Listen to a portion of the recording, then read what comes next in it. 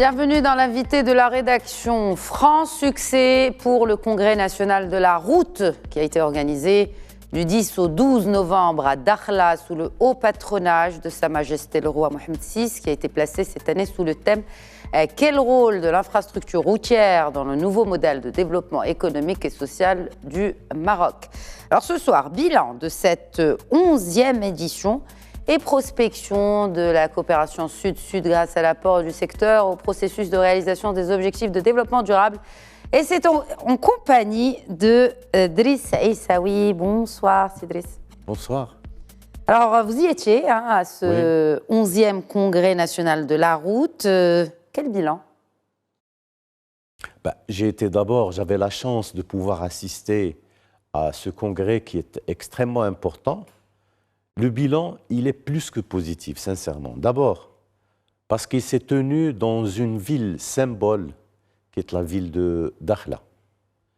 Deuxièmement, la date de tenue de ce congrès, elle se situe entre deux dates mémoriales dans l'esprit et le subconscient des Marocains. C'est entre le 6, c'est-à-dire la célébration de la Marche verte, et le 18 novembre, qui est en fait une fête nationale qui est extraordinaire. Mais donc, plus que cela, c'est la récupération de la souveraineté du Maroc sur ses territoires. Ce qui était intéressant, c'est de voir qu'avec les professionnels de la route, du transport, bien entendu, on pouvait faire ce bilan sur place, de manière réelle, de manière directe, et c'est une logique du discours de vérité qui a été tenu. Pourquoi? Parce qu'on a parlé de choses concrètes, de la voie rapide qui lie la ville de Tiznit à la ville de Dakhla, qui ouvre grandes les portes de la ville, disons, de la profondeur historique pour cette région du Maroc, et qui ont fait justement un trait d'union extraordinaire pour les provinces sahariennes avec l'arrière-pays africain.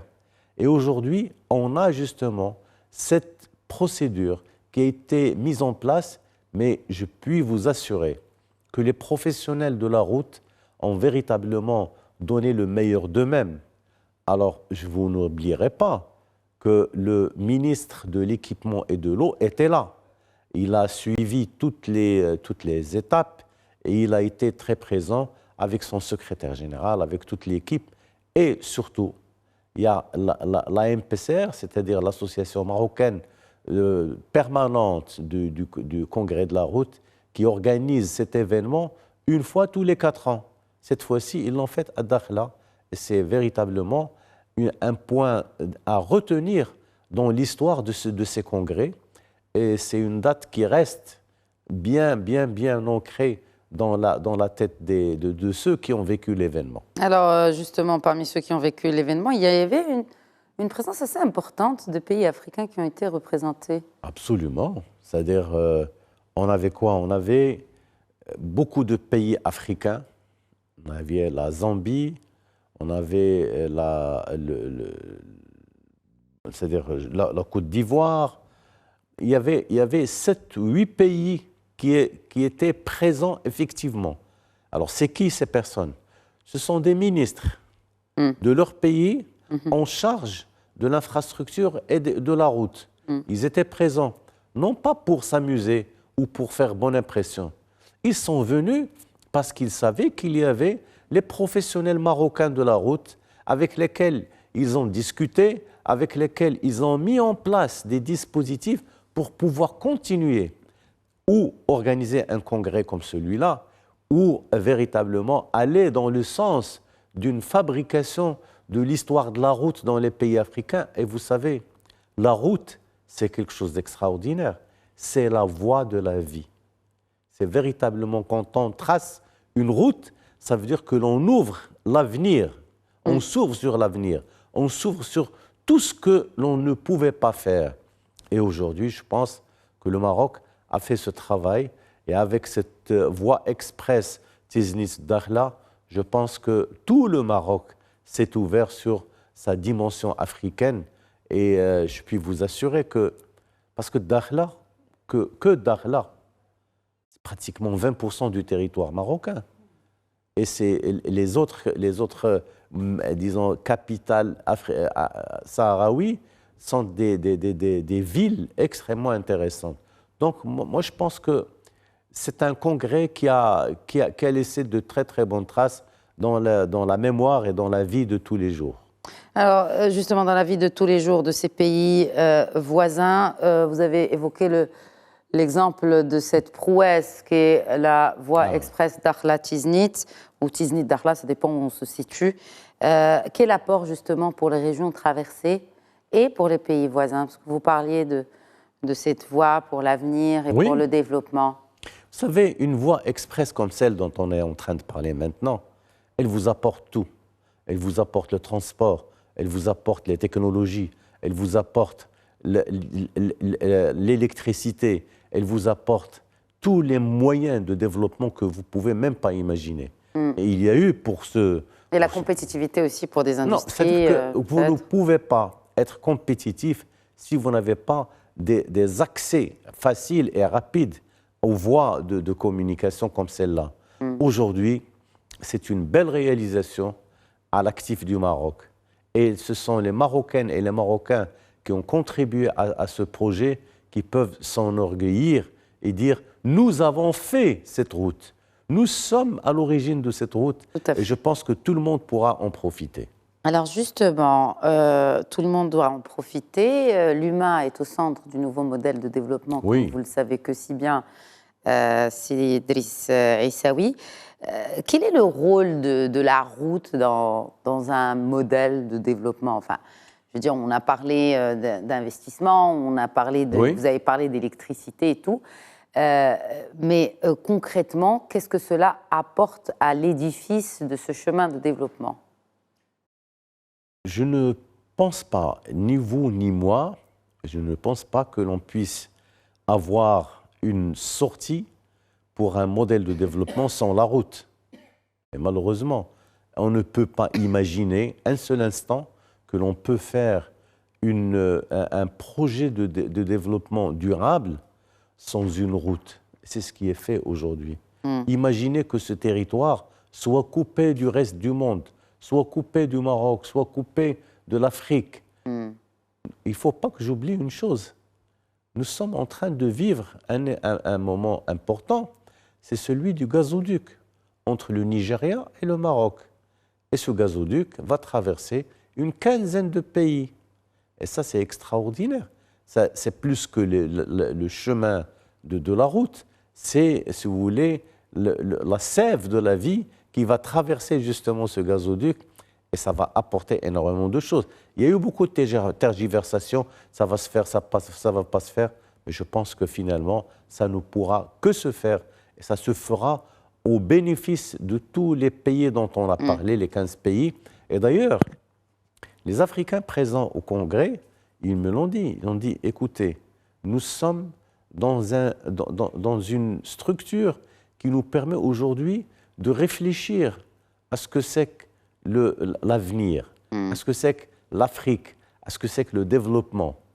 Et moi, je pense qu'ils avaient raison, ils l'ont dit à bon escient, mais en même temps, c'est une vérité, on ne peut pas la nier. Ça se fera, d'ailleurs, cela a été évoqué par le souverain même. Absolument. À l'occasion du discours de la Marche verte, c'était le 6 novembre dernier, où il a effectivement évoqué le cas de cette prouesse, encore une fois, parce que là, ça s'est réalisé dans un laps de temps très court. Très court. Et puis avec un gros investissement. Donc il y a cette voie express Tiznit-Dakhla, mais il y a aussi ce projet que vous venez de citer, celui du gazoduc, où le souverain a confirmé la faisabilité de ce projet intercontinental. Alors, cette voie express permet aussi aujourd'hui de lancer les travaux de construction d'un autre projet phare pour l'avenir de la région, celui du port de Dakhla Atlantique. Là, le port, c'est une belle réalisation, il faut le dire. Nous n'avons vu que les maquettes, que les schémas. C'est en cours parce que c'est un gros travail à faire. Les repères ont été faits. D'ailleurs, la visite sur le terrain a été réalisée pour toutes les délégations qui étaient présentes. Ils ont vu là où ça va se faire.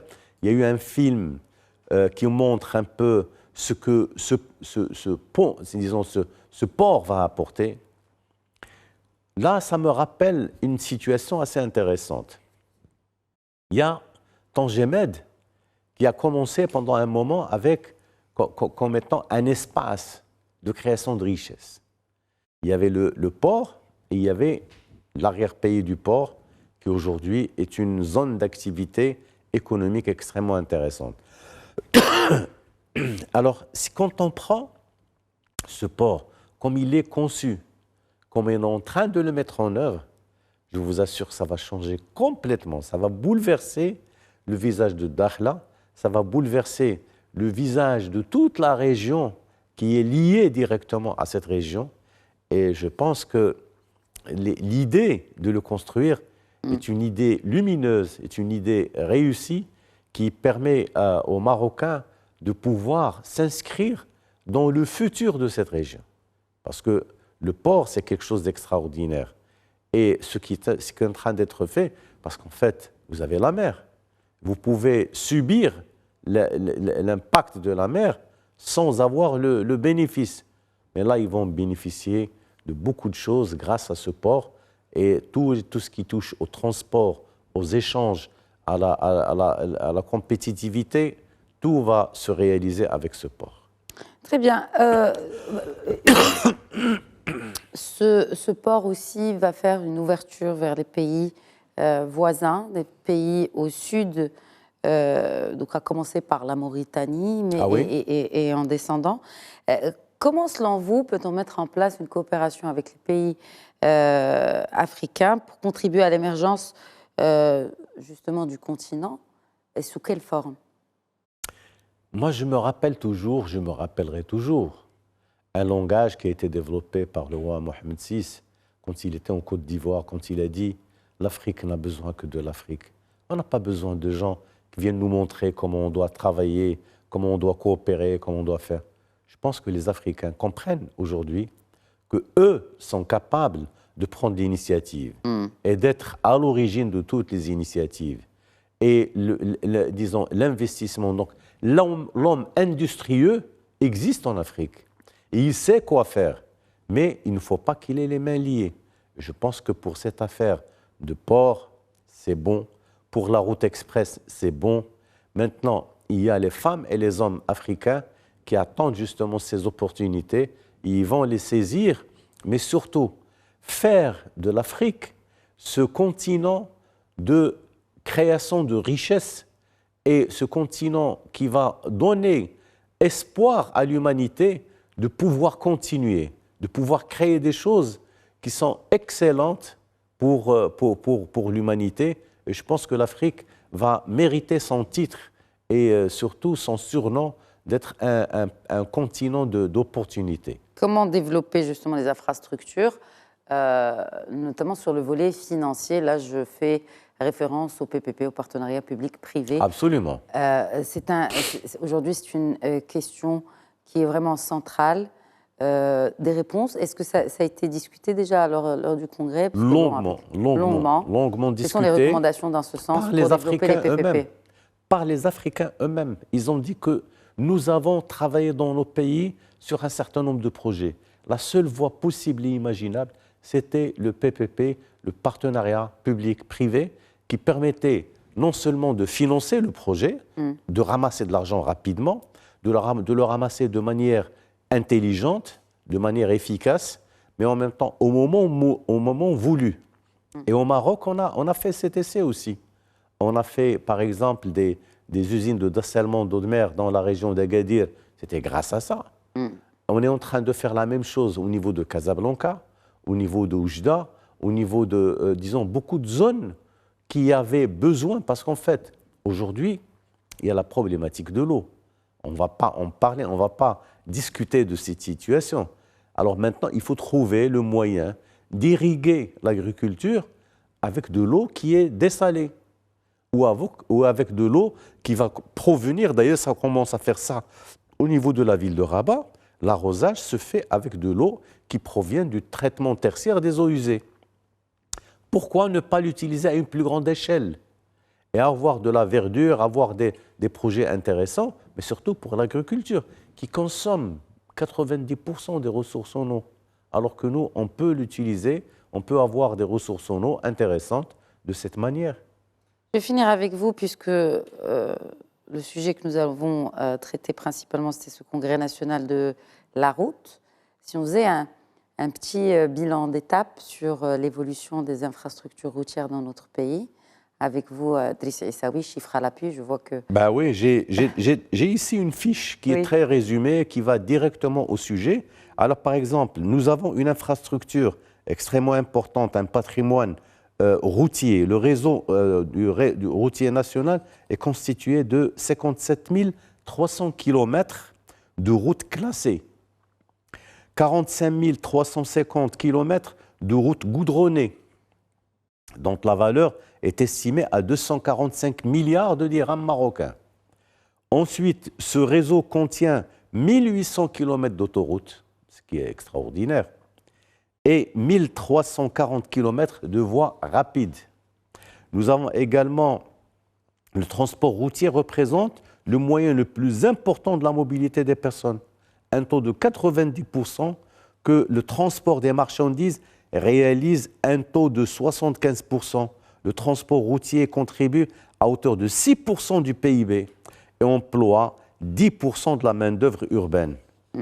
Donc, on peut évoluer avec ça. Nous avons, en vue de la préservation du réseau routier et de sa consolidation, le ministère de l'Équipement et de l'Eau consacre 45% de son budget, 45% de son budget à la maintenance de ce réseau, ce qui permet de relever la qualité des routes marocaines, dont 65% sont estimées actuellement à un niveau moyen et bon.